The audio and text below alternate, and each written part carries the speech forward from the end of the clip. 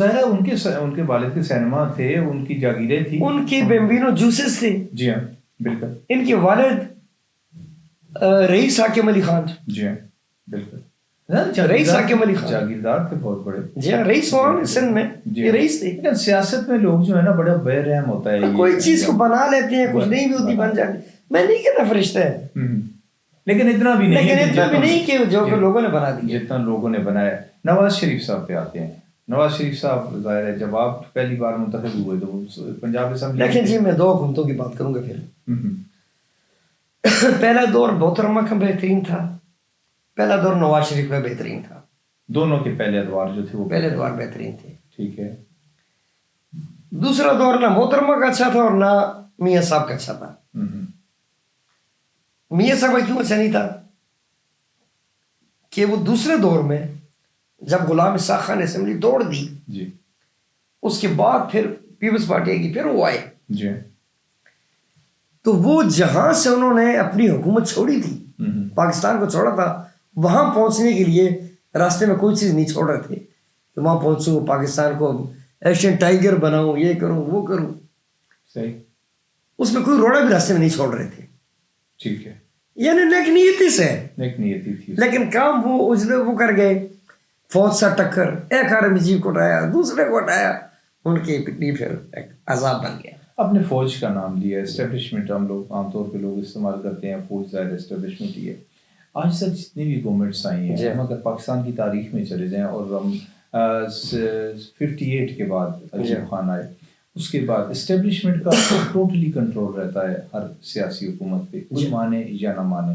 جب اپوزیشن میں ہمارے سیاستدان ہوتے ہیں تو اسٹیبلشمنٹ پہ تنقید کرتے ہیں، اور جب ان کو اسٹیبلشمنٹ دھمکی دیتی ہے تو یہ ان کے ساتھ کھڑے ہو جاتے ہیں. بہت سارے نعرے لگے، میثاق جمہوریت ہوا بے نظیر اور نواز شریف صاحب کے درمیان، اس پہ عمل درآمد نہ ہو سکا، بے نظیر صاحب نے آ کے پھر حکومت بنا لی ان کی مرضی کے خلاف. اسی طرح ووٹ کو عزت دو ایک بڑا نعرہ آیا، لیکن اس ووٹ کو عزت دینے کے بعد جناب جو ہی عمران خان کو ہٹایا گیا، وہ سارے آ کے گورنمنٹ میں شامل ہو گئے. یہ جو سیاست دان ہیں ہمارے، یہ انہوں نے تاریخ سے سبق نہیں لیا. کیوں نہیں سیکھتے؟ یہ کیوں نہیں ایک یکجہتی کا مظاہرہ کرتے؟ اگر سیاست دان پاکستان کے ایک ہو جائیں اور ایک پوائنٹ پہ ایک ہو جائیں کہ سیاست اور پاکستان کو چلانا ہے سیاسی لوگوں نے، اور اسٹیبلشمنٹ کو یہ ٹف ٹائم دے، تو میرا خیال ہے کہ بہت سارے مسائل جو ہیں جو پیدا ہو جاتے ہیں یہ حل ہو جائیں. تو ایسا کیوں نہیں ہوتا؟ دیکھیں جی، میں قطعاً بھی فوج کے اس سیاست میں مداخلت کے حق میں نہیں، کھل کے بات کریں. جی، لیکن یہ لائے کس نے؟ مطلب ان کو راستہ آپ ہی لوگ دیتے ہیں. میں بتاتا ہوں جی. جب فوج کا نام آتا ہے، سیاست آئی ایس آئی کا نام آتا ہے نا. جی جی. آئی ایس آئی میں انٹرنل کا نام آتا ہے، ایکسٹرنل کا تو نہیں. ایکسٹرنل تو اپنا کام کر رہی ہے، وہ تو بنگلہ دیش میں نعرے لگوا دیے، پھر سے پاکستان زندہ باد کے اور کام بھی کر رہے ہیں، بہت بہترین کر رہے ہیں، میں کام کر رہے ہیں، پوری دنیا میں کر رہے ہیں. ہے تو وہ انٹرنل پہ آ جاتا ہے یا پولیٹیکل جس کو کہتے ہیں اس پہ. یہ بنایا کس نے تھا پولیٹیکل ونگ؟ یہ انٹرنل اپنا ذوالفقار علی بھٹو نے بنایا. جی، بھٹو صاحب نے لے کے خود ہی آپ آئے، اور پھر اس کے بعد وہ بدو اور اونٹ والی بات ہو گئی کہ بدو باہر اور اونٹ اندر چلا گیا. وہ تو ہو گیا. اس کے بعد کتنے پرائم منسٹر آئے بھٹو کے بعد؟ جی بہت سارے ہیں. ضیاء الحق کا کردار نکال دیں، جنیجو سے لے کے آج تک ہمارے جتنے بھی پرائم منسٹر سب آئے. جی، میاں صاحب آئے، عمران خان آیا، محترمہ آئی. جی، محترمہ کو تو چلے ان کے ساتھ کبھی اسٹیبلش کی بنی نہیں، جی بنی نہیں تھی. یہ باقیوں نے کیوں نہیں اس کو انٹرنل کو ختم کیا؟ میں یہی کہہ رہا ہوں نا کہ یہ لوگ کیوں نہیں اتفاق اس لیے کہ یہ ان کو استعمال کرنا چاہتے تھے اپنے مفادات اپنے مفاد کے لیے. آپ لوگوں کو استعمال کریں گے تو وہ بھی پھر آپ کو استعمال کریں گے، پھر وہ بھی اپنا حق سمجھیں گے آپ.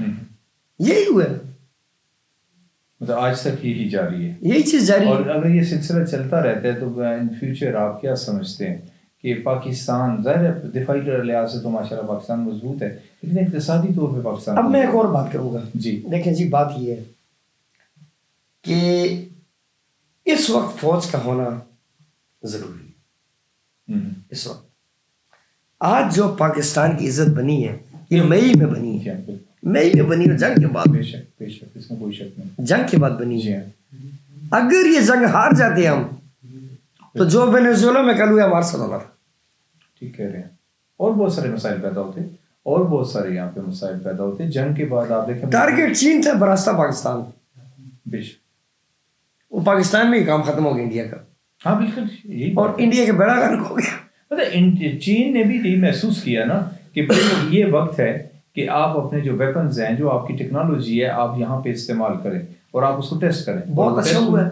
جی ہاں, چین ہمارا دیکھیں جی, ہمیں کوئی اپنی پالیسی میں چین کو نظر انداز نہیں کرنا چاہیے, مشورے سن کے چلنا چاہیے, کیونکہ چین ہمارا ہر وقت ہمارے ساتھ, ہر وقت وہ ہمارے ساتھ ہوتے ہیں. جی بالکل, چاہے وہ 65 کی جنگ کے بعد پیسہ بھی ہو, جی چاہے ابھی کا وہ کوئی بات ہو.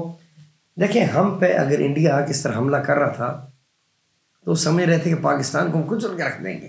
جی ہم وہ تو کچھ سمجھتے ہی نہیں. جی ہاں جی بالکل. لوگ کہتے ہیں جی چائنا کی ٹیکنالوجی بہت اچھا ہوا, ان کی ٹیکنالوجی ٹیسٹ ہوگی, ہمارے یوز تو کی نا کسی نے نا, ابھی چلانے انڈیا تو اس حد تک کہہ رہا نا, جی انڈیا تو اس حد تک کہہ رہا ہے کہ پاکستان ان کی لیبارٹری ہے, یہی کہہ رہے. جی بالکل, ہم ہمارا دوست ہم لیبارٹری, بالکل صحیح بات, ہم نے بہت اچھا کیا, اور ٹیکنالوجی ہم استعمال کریں گے. ظاہر ہے جی, وہ دوست ہیں, ان کی ٹیکنالوجی ٹیسٹ ہوگی, ہم جنگ جیت گئے. بالکل, ساری دنیا میں یہ کاندھا کس کا تھا؟ کاندھا تو میرا تھا.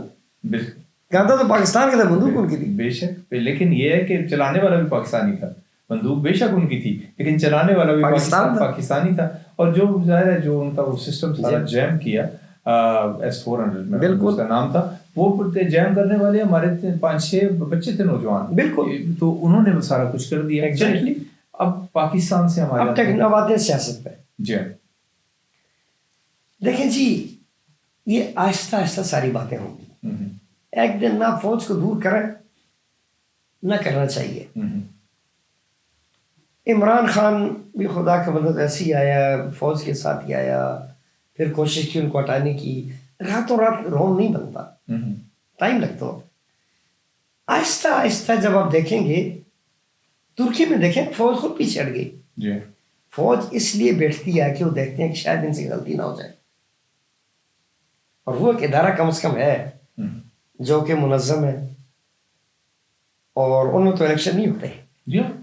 وہ دیکھ رہے ہیں ہر چیز, لوگ آتے ہیں چلے جاتے ہیں, لیکن ادارہ بہرحال مضبوط ہے. لیکن ہم نے اب یہ نہیں کیا ایک دم فوج سے ٹکر لے رہے ہیں کہ فوجی ہٹ جاؤ ہم آگے, نہ طریقے سے پروو کریں کہ ہم چلا سکتے ہیں. ٹھیک ہے, عمران خان صاحب پہ باتیں, کتنی ملاقاتیں ہوئی ہوں گی آپ کی, قریب سے کبھی دیکھنے کا؟ جی کیوں نہیں, عمران خان سے میری کافی ملاقاتیں رہی ہیں. اوکے, بینگ کھلاڑی, لیکن ایم این اے نہیں. اچھا, مطلب آپ ظاہر ہے ویسے آپ وہ بھی شوقین ہے شکار وغیرہ کے, اور سیر کے کبھی آپ کے پاس آئے ہوں گے. مجھے یہ بتائیں کہ عمران خان ایک اچھا سیاستدان تھا, ہے, یا بن سکتا ہے؟ دیکھیں جی, عمران خان کے یا کسی کی ویسے سیاستدان ہونے پہ تو میں کوئی بات نہیں کروں گا, اس لیے کہ مقبول ترین پاکستان کے لیڈر اس وقت جی اس وقت سب سے مقبول ہے. اب اس پہ میں آ جاتا ہوں. اگر عدم اعتماد انہوں نے نہ کیا ہوتا اس حکومت میں تو لوگ تو عمران خان کو چھوڑ رہے تھے, اور غالباً ایک اپنی سیٹ بھی نہ بچا سکتے, وہ شاید یہ بھی نہ ہوتا. اور خود عمران خان اس بات کے اعتراف کرتے تھے. بالکل, مہنگائی کا وہ تھا ساری بات, وہ ٹوکرا اٹھا کے اپنے سر رکھ دیا, اور عمران خان بلے بلے ہو گئے وہ دوبارہ سے. اور آج اگر عمران دوبارہ آتے ہیں, جس طرح سے لوگ چاہ رہے ہیں کہ عمران کی حکومت بن جائے, آپ کیا سمجھتے ہیں ڈیلیور کر سکیں گے؟ کون؟ عمران خان. اگر عمران آ جاتے ہیں, جی ہم اگر دوبارہ سے عمران کی حکومت بنتی ہے, 3 سال بعد 4 سال بعد بن جاتی ہے حکومت, تو عمران خان کو ڈیلیور کر سکیں گے؟ ان کے اندر تو پوٹینشیل ہے. دیکھیں جی, میں یہ تو نہیں کہہ سکتا کہ ان کا پوٹینشیل نہیں ہے, لیکن توقعات لوگوں کی اتنی شاید پوری نہ کر سکے. شخصیت پرستی میں میرے خیال میں ہم لوگ خاص, ہم لوگ تو نمبر 1 ہیں نا جی.